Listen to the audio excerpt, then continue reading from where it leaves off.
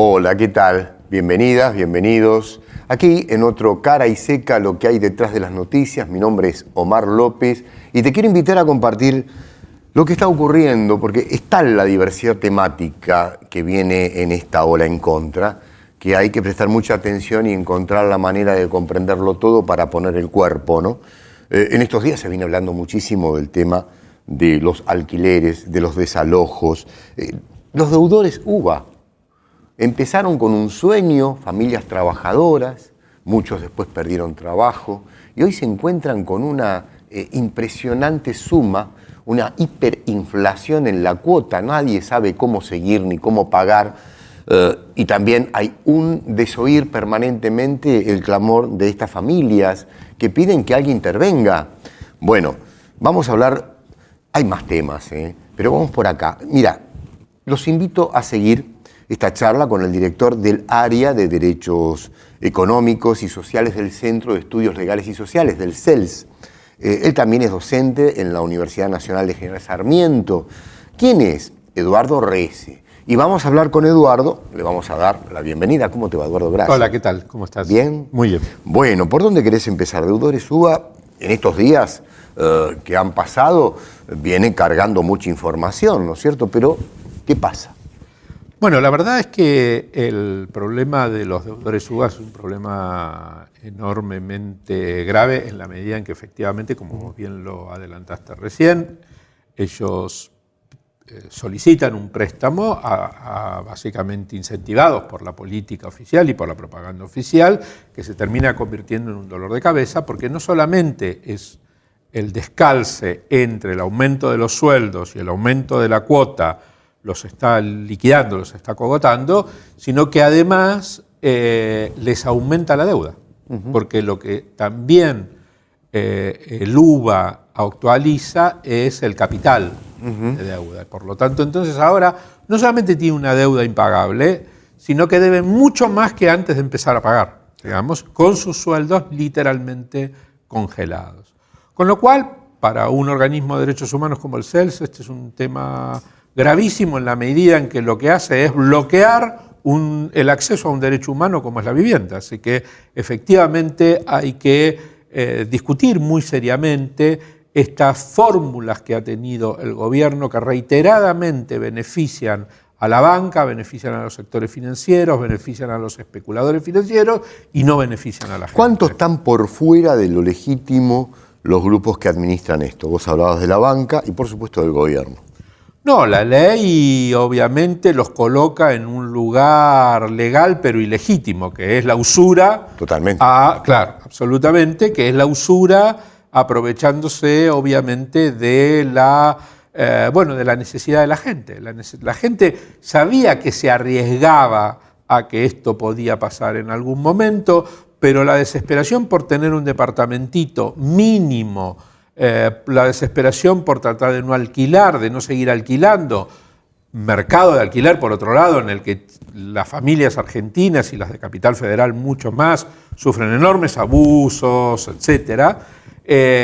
Hace que efectivamente hayan optado por entrar al crédito UVA, arriesgándose además incentivados, vuelvo a decir, por una propaganda maliciosa que decía: quédese tranquilo que usted va a acceder a su vivienda a partir de este mecanismo. A ver, contame un poquitito, ¿cuántas familias hay involucradas?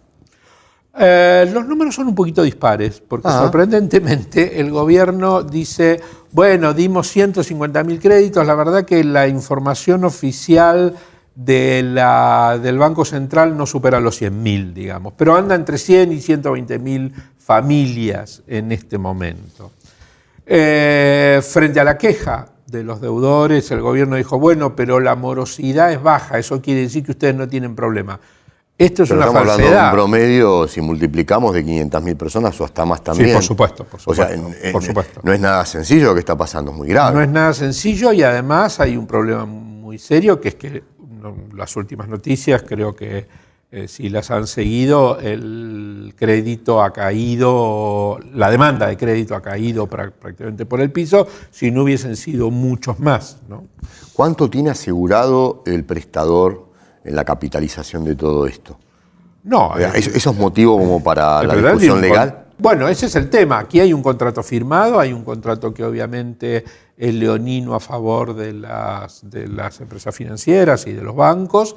Por lo tanto, entonces, la demanda que tienen las familias legítimas es: miren, esta situación es una situación de descalce entre la inflación y los salarios en la que nosotros no podíamos prever, y por lo tanto necesitamos que el Estado actúe en este sentido, no para dejar de pagar, sino para poder pagar. Claro, porque la diferencia aquí es que lo que te dicen los deudores, bueno, a ver, o las deudoras, porque son en general casi todas mujeres, nosotros no es que no queremos pagar, lo que queremos es que nos permitan pagar. Claro, y un precio que sea justo, ¿sí? Bueno, el precio... No demencial, porque estamos frente a una situación demencial. En las góndolas pasa exactamente lo mismo. Bueno, el precio del mercado inmobiliario es otro tema que no se resuelve en este tema. El tema del mercado inmobiliario es que en la medida en que efectivamente el Estado deja liberado al mercado inmobiliario los precios suben muchísimo más. No hay una regulación, no hay una intervención, ni hay ningún interés en hacerlo. Ni hay ningún interés en hacerlo. ¿Cuáles son los caminos que van a seguir desde el punto de vista del CELS, de la intervención del CELS? Bueno, nosotros estamos primero ayudando a las familias a visibilizar el problema. Correcto. Y luego ahora hemos pasado a una acción, o queremos pasar a una acción más fuerte, que es que el Congreso discuta esto, porque lo insólito de esto es que la Comisión de Finanzas de la Cámara de Diputados se niega a discutirlo. Sí, nos hemos enterado bien de esto y es realmente insultante. Es insultante porque si hay un lugar donde la democracia se juega en el debate y en las posibilidades de construir colectivamente soluciones, es en el Congreso. Bueno, es evidente que este gobierno ya entró a vallarse en un pie como un acto deportivo, ¿no? Porque todos los días, sí. Pero bueno, esto ya lo hemos dicho, ¿para qué volver a lo mismo? A usar el tiempo, ¿no es cierto?, que es lo mejor. Eduardo Rece, director del área de Derecho Económico y Sociales del Centro de Estudios Legales y Sociales del CELS, está con nosotros y yo le quiero preguntar sobre el tema de los alquileres, porque el otro tema es la familia que ha perdido trabajo, que no puede pagar el alquiler.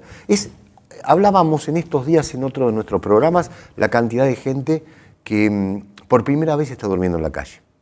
Yo contaba el otro día de un señor que estaba con un colchoncito durmiendo y había puesto el cenicero, se ve que fuma, al lado del colchoncito en la vereda. O sea, como hacía en la casa, que tenía...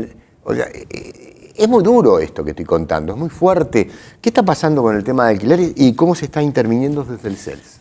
Bueno, nosotros venimos participando hace ya un tiempo largo, muy fuerte en la necesidad y con propuestas concretas con el colectivo Habitar Argentina, que es un colectivo de organizaciones de hábitat, junto con ellos, en la necesidad de regular los alquileres, de regular los aumentos de los alquileres, de regular los contratos, de pasar de contratos de 2 años a 3 años, porque si no la familia inquilina empieza alquilando y ya al año siguiente está en la disyuntiva de tener que mudarse porque el propietario le pide cualquier cosa y no tiene prácticamente ninguna posibilidad de aumentar a 3 años el contrato, de mejorar el tema de las garantías.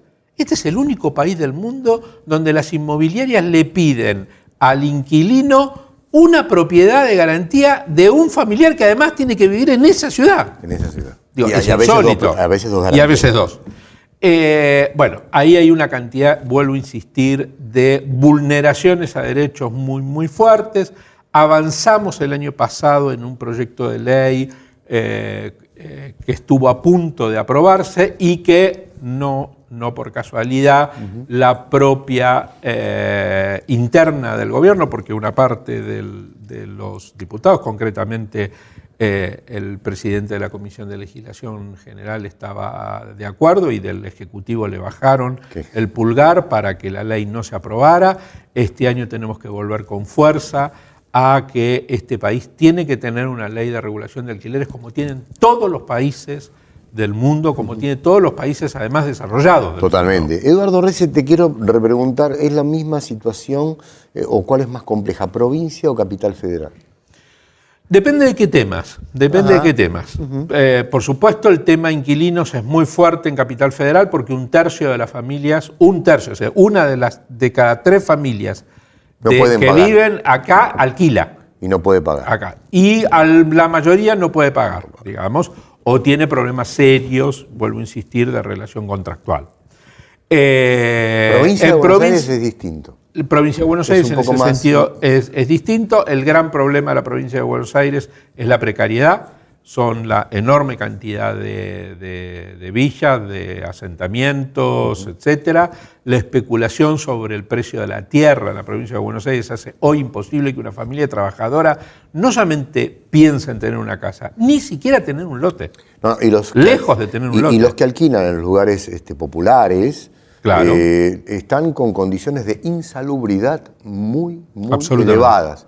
Porque, por ejemplo, no hay un pozo ciego como la gente, porque, por ejemplo, no hay agua corriente, donde la hay no viene con regularidad, no hay luz, o hay mucha gente que trata de tener luz, pero en realidad cree que tiene 220 y le están dando muchísimo menos.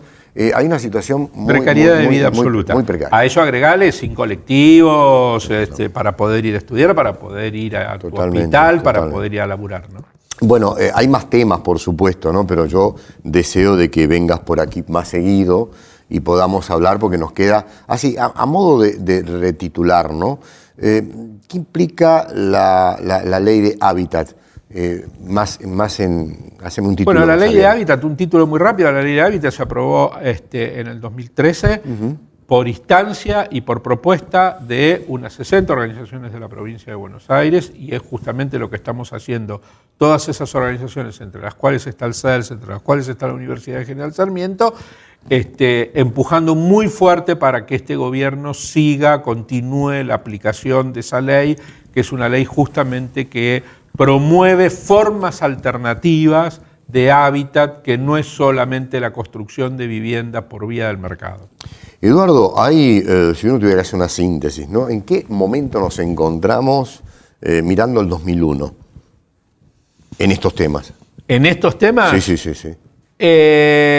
Bueno, nos encontramos con más herramientas gracias a los años pasados. Aprendimos. Y sí, obviamente, la ley de acceso justo al hábitat es una de ellas. Los avances que ha logrado el campo popular en la discusión de alguna regulación de alquileres en la ciudad de Buenos Aires también, etc. Nos encontramos mejor en términos de las herramientas que fueron posibles conseguir y de los derechos que fueron posibles conseguir en el periodo político anterior. Nos encontramos decayendo en la posibilidad de aplicarlos, con dificultades en la posibilidad de aplicarlos, por una política muy agresiva respecto de la vulneración de los derechos de los sectores populares.